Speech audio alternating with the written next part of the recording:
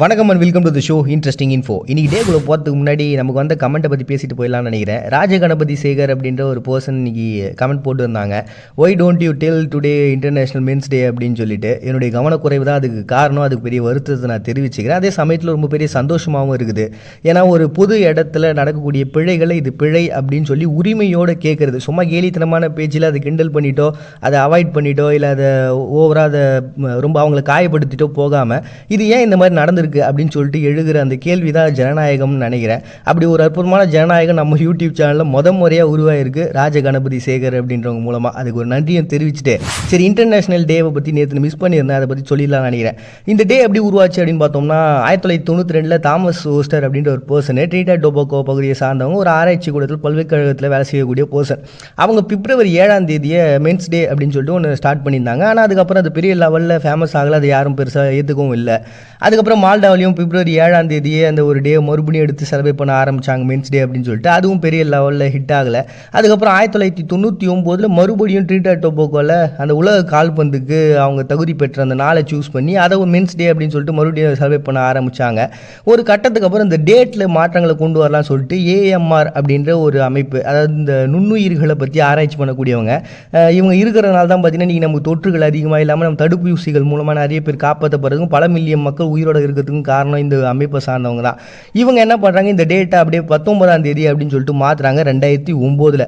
அதுக்கப்புறம் தான் அது அப்படியே கொஞ்சம் கொஞ்சமாக ஃபேமஸ் ஆக ஆரம்பிச்சு, அதுக்கப்புறம் அந்த பேன் ஆப்ரிக்கன்ஸை பற்றி ஆராய்ச்சி பண்ணக்கூடிய மக்களுடைய வாழ்வியலை பற்றி ஆராய்ச்சி பண்ணக்கூடிய பர்சனாக ஜொரால் டீல் சிங் அப்படின்ற ஒரு பர்சனு, அவர் என்ன பண்ணுறாரு, இந்த டேக்கு ஆதரவு தெரிவிக்கிறாரு. இது வெறும் ஆண்கள் அப்படின்ற ஒரு கான்செப்ட்ன்றது குழந்தைங்கள்லேருந்து எல்லாருமே, ஆண்களாக யார் இருக்காங்களோ அவங்க எல்லாருக்குமான ஒரு டேவாகவும் இதை பார்க்கணும்னு சொல்லிட்டு அவர் ஒரு கருத்தியலை முன்வைக்கிறாரு. 1968 1990 இடைப்பட்ட காலங்களில் நிறைய தற்கொலைகள் ஆண்கள் பண்ணியிருக்கிறாங்க, அதனால் அது ஜீரோவாகணும் அப்படின்ற ஒரு கான்செப்டே அவர் முன்வைக்க அந்த நாளுன்றது இன்னும் கொஞ்சம் பிரபலமாக ஆரம்பிக்குது. அதுக்கப்புறம் அது அப்படியே கொஞ்சம் கொஞ்சமாக டெவலப் ஆகி நம்மளுடைய சமூக வலைதளங்கள் மூலமாக அது அப்படியே ஃபேமஸ் ஆகி நிறைய நாடுகள் ஏற்றுக்க ஆரம்பித்தாங்க. 2007 கூட பார்த்தீங்கன்னா இந்தியன் ஃபேமிலி மென்ஸ் அசோசியேஷன் என்ன பண்ணாங்க, ஆஸ்திரேலியாவில் இதுக்காக ஒரு டேவை ஆர்கனைஸ் பண்ணாங்க. அவங்களாலையும் இது ஒரு பெரிய லெவலில் ஏற்றுக்கப்பட்ட ஒரு டேவாக மாறிச்சு. ட்ரினிடாட் டொபாகோ அப்படின்ற ஒரு பிளேஸை பற்றி நம்ம எல்லாருக்குமே தெரியும். அங்கே இங்கே அடிமைகளாக, ஆப்பிரிக்க அடிமைகளாக இருந்தக்கூடிய மக்கள்லாம் அப்படியே கொண்டு போயிட்டு அங்கே அந்த கரும்பு வேலைக்கும் தோட்டத்துக்கும் யூஸ் பண்ணிட்டு இருந்தாங்க. அதுக்கப்புறம் அந்த நாட்டில் ரொம்ப முக்கியமான இடங்களில் அவங்க எல்லாருமே வாழ்வியல் மாற, அந்த அடிமைத்தனம் ஒழிக்கப்பட, அவங்க நாட்டினுடைய வளர்ச்சிக்கும் அவங்க பெரிய லெவலில் சப்போர்ட் பண்ணவும் ஆரம்பித்தாங்க. ஸோ இப்படிப்பட்ட ஒரு நாட்டில் உருவான ஒரு டே இன்னைக்கு உலகம் முழுக்க கிட்டத்தட்ட 80 நாடுகளில் ஏற்றுக்கொள்ளப்பட்ட ஒரு நாளாக போச்சு. நம்ம ஊரில் கூட பார்த்தீங்கன்னா திடீர்னு ஏதோ அதிசயமாக இந்த வாட்டி தான் கேக்கெலாம் வெட்டி அது பயங்கர ஃபேமஸாக போய் நிறைய பேர் ஸ்டேட்டஸ்லாம் வச்சாங்க. அப்படிப்பட்ட ஒரு டேவாக இன்றைக்கி நம்ம மென்ஸ் டேவை செலிப்ரேட் பண்ணுறோம். அண்ட் இதை ஒரு பிழையை நமக்கு சுட்டி காட்டின ராஜகணபதி சேகர் அவருக்கும் ஒரு நன்றியை சொல்லிட்டு அவருக்கு மென்ஸ் டே வாழ்த்துக்களை சொல்லிடுறேன்ப்பா. நவம்பர் 20 இன்னைக்கு ஆஃப்ரிக்காவில் இண்டஸ்ட்ரியலைசேஷன் டே அப்படின்னு சொல்லிட்டு ஒரு டேவை செலிப்ரேட் பண்ணுறாங்க. இந்த ஆஃப்ரிக்கா கண்டத்தை பொறுத்த வரைக்கும் வைரம், தங்கம், தாமிரம், உப்பு, வெள்ளி அப்படின்னு சொல்லிட்டு ஏகப்பட்ட வளங்கள்ன்றது ஆஃப்ரிக்கா கண்டத்தில் இருக்குது. இவ்வளோ வளங்கள் இருந்தும் ஏன்ப்பா அது உலகத்திலே ரொம்ப ஏழ்மையான பகுதியாக இருக்குது அப்படின்றதுக்கு ஏகப்பட்ட ரீசன்ஸ் இருக்குது. முதல்ல அவங்களுடைய காலனித்துவத்தால் பாதிக்கப்பட்ட விஷயம், அதுக்கப்புறம் கட்டமைப்புன்றது சரியாக இல்லாமல் இருக்கிறது, மொழிகளில் நிறைய பிரிவுகள் இருக்கிறதுனால அதில் ஏற்படக்கூடிய குழப்பங்கள், அந்த கம்யூனிகேஷனில் ஏற்படக்கூடிய பிரச்சனைகள், அப்புறம் ஊழல், ராணுவம் அடிக்கடி மோதல்களில் ஈடுபடுறது, இந்த மாதிரி ஏகப்பட்ட ரீசன்ஸ் இருக்குது. உலகத்திலே 20% நிலப்பரப்பு அங்கே தான் இருக்குது, 6% மக்களும் வசிக்கிறாங்க.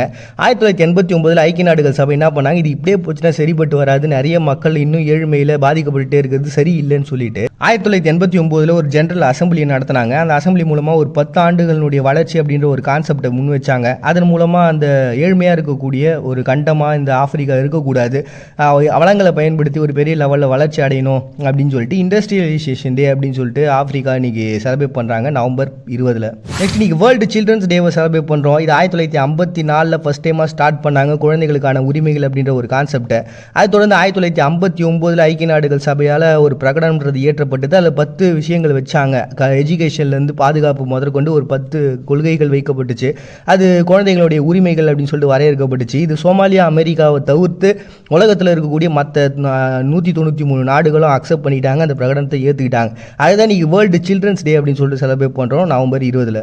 நெக்ஸ்ட் இன்றைக்கி 20 டே அப்படின்னு சொல்லிட்டு ஸ்பெயினில் ஒரு டேங்க. இது அவங்க நாட்டில் இருக்கக்கூடிய 2 பர்சனுடைய இறப்பை நினைவு கூறக்கூடிய ஒரு நாள் தான். இது ஒரு பெரிய சர்ச்சைக்குரிய ஒரு டேவும் கூட. ரீசன் என்னென்னு பார்த்தீங்கன்னா, இந்த ஜோஸ் அண்டோனியா ஃப்ரீடோ டி ஓரா அப்படின்னு சொல்லிட்டு ஒரு பர்சன், இவர் ஒரு வழக்கறிஞராகவும் ஒரு அரசியல்வாதியாகவும் இருந்தவர். இவர் ஒரு சதி புரட்சியை பண்ணுறாரு, ராணுவ கிளர்ச்சி ஏற்படுத்துறாரு அப்படின்னு சொல்லிட்டு அவர் மேலே குற்றம் சாட்டி 1936 ஒரு மரண தண்டனை கொடுத்தாங்க. அதை தொடர்ந்து பார்த்தீங்கன்னா வெள்ளை சர்வாதிகாரம் அப்படின்னு சொல்லிட்டு 1939 1975 வரைக்கும் ஒரு நாட்டில் ஒரு முக்கியமான பதவியில் ஆண்டுகிட்டு இருந்த பர்சன் பிரான்சிஸ்கோ ஃப்ராங்கோ அப்படின்ற ஒருத்தர். இவர் ஒரு பெரிய பாசிஸ் ஆட்சியை உருவாக்குறாரு அப்படின்னு சொல்லிட்டு இவர் மேலே நிறைய குற்றங்கள் இருந்து கடைசி 1975 நோயால் இறந்தும் போனார். இப்படி ஒரு சர்ச்சைக்குரிய 2 பர்சனுடைய இறப்பை தான் இன்னைக்கு அனுசரிக்கிறாங்க. இது ஒரு அவங்க நாட்டில் இந்த 2 பேரோட இறப்புக்கு அப்புறமா ஜனநாயகம் அப்படின்றது திரும்ப ஆரம்பிச்சுது அப்படின்ட்டு மக்களுடைய நம்பிக்கை. ஸோ இதனால தான் இது ஒரு பெரிய சர்ச்சைக்குரிய ஒரு நாளாக இருக்குது. பட் இருந்தாலும் அவங்கள ஆதரிக்கக்கூடிய பர்சனால் அனுசரிக்கக்கூடிய ஒரு நாளாக இன்றைக்கி 20 டே அப்படின்னு சொல்லிட்டு ஸ்பெயின் அனுசரிக்கிறாங்க நவம்பர் 20. நெக்ஸ்ட் இன்றைக்கி ரஷ்யாவில் டிரான்ஸ்போர்ட் ஒர்க்கர்ஸ் டேவை செலிப்ரேட் பண்ணுறாங்க. இது 2020 ஜனாதிபதியால் ஒரு அதிகாரப்பூர்வமான ஒரு நாளாக நிறுவப்பட்டுச்சு. இந்த டேட் எதுக்காக சூஸ் பண்ணாங்க அப்படின்னா 1809 அலெக்சாண்டர் இந்த வாட்டருக்கும் அப்புறம் நிலத்தடி பைப் லைன்ஸ் இதெல்லாம் உருவாக்குறதுக்கு ஒரு நிறுவனத்தை உருவாக்குனார். அட் த சேம் டைம் பார்த்தீங்கன்னா இந்த டிரான்ஸ்போர்ட் இன்ஜினியர்ஸ்க்கான ஒரு நிறுவனத்தையும் நிறுவனார். இதுதான் பார்த்தீங்கன்னா அவங்க நாட்டில் ரொம்ப ஒரு ஆர்கனைஸ்டாக ஒரு கவர்மெண்ட் மூலமாக உருவாக்கப்பட்ட ஒரு அமைப்பாக முதல் முறையாக பார்க்கப்படுது. அப்படிப்பட்ட அந்த ஒரு டேவை தான் சூஸ் பண்ணிக்கிட்டாங்க. ஏன்னா இன்றைக்கி கிட்டத்தட்ட 4 மில்லியன் மக்கள் இந்த டிரான்ஸ்போர்ட் துறையில் ரஷ்யாவில் வேலை செஞ்சுட்டு இருக்காங்க.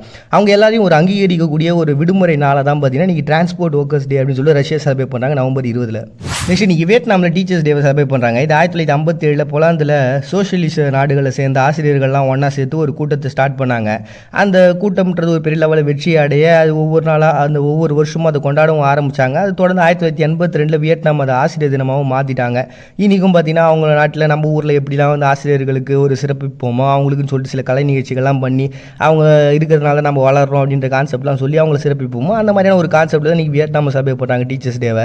அதுதான் இன்றைக்கி வேர்ல்டு சிபிஓடி டே அப்படின்னு சொல்லிட்டு ஒரு டேங்க. இது மக்களுக்கு ஒரு விழிப்புணர்வு ஏற்படுத்துன்ற ஒரு கான்செப்ட்னால தான் நவம்பர் மாதத்தினுடைய 3வது புதன்கிழமை அனுசரிக்கிறாங்க. இது லங்ஸில் ஏற்படக்கூடிய ஒரு பாதிப்பு தான். அதிகமாக புகைப்பிடிக்கிறதுனாலையும் ரசாயனங்கள் யூஸ் பண்ணுறதுனாலையும் காற்று மாசுபாடு இருக்கிறதுனாலையும் இந்த பிரச்சனை ஏற்படுதான். இன்றைக்கி உலகம் முழுக்க பார்த்தீங்கன்னா கிட்டத்தட்ட 210 மில்லியன் மக்கள் இதனால் பாதிக்கப்பட்டிருக்காங்க. WHO கூட சொல்லியிருக்குது.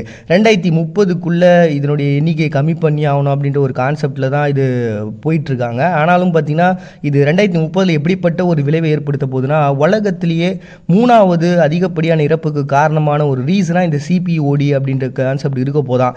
இப்படிலாம் ஒரு பிரச்சனை போயிட்டுருக்கு அப்படின்ட்டு அதனால் ஒரு 50 நாடுகள் இதுக்கு ஆதரவு தெரிவித்து 2002 உருவாக்கப்பட்டது சிபிஓடி டே அப்படின்னு சொல்லிட்டு ஒரு டே அனுசரிக்கிறாங்க ஒவ்வொரு நவம்பர் மாதத்தினுடைய 3வது புதன்கிழமை.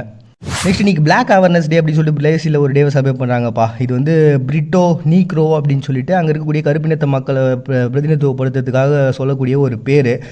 இந்த மக்கள் வந்து இந்த போர்ச்சுகீசியர்கள் உள்ளே வந்தப்போ அவங்க மூலமாக உள்ளே வந்தவங்க தான் இந்த மக்கள் எல்லாருமே. இன்றைக்கி அவங்க நாட்டினுடைய வளர்ச்சிக்கு ஒரு பெரிய பங்காக இவங்க எல்லோரும் இருந்துக்கிட்டு இருக்காங்க. ஏன்னா அவங்க கிட்டத்தட்ட 7.6% அவங்க நாட்டினுடைய மக்கள் தொகையில் இவங்க இருக்கிறாங்க. 2வது மிகப்பெரிய இனக்குழுக்களாகவும் இருக்கிறாங்க. இவங்களுக்கு ஒரு பெரிய லெவலில் ஒரு ஆதரவு கொடுக்கணும் அப்படின்ற ஒரு கான்செப்ட் தான். முறையாக பார்த்தீங்கன்னா மே 13 இந்த அடிமைத்தனம் ஒழிக்கப்பட்ட நாளை இவங்க செலிப்ரேட் பண்ணுவாங்க.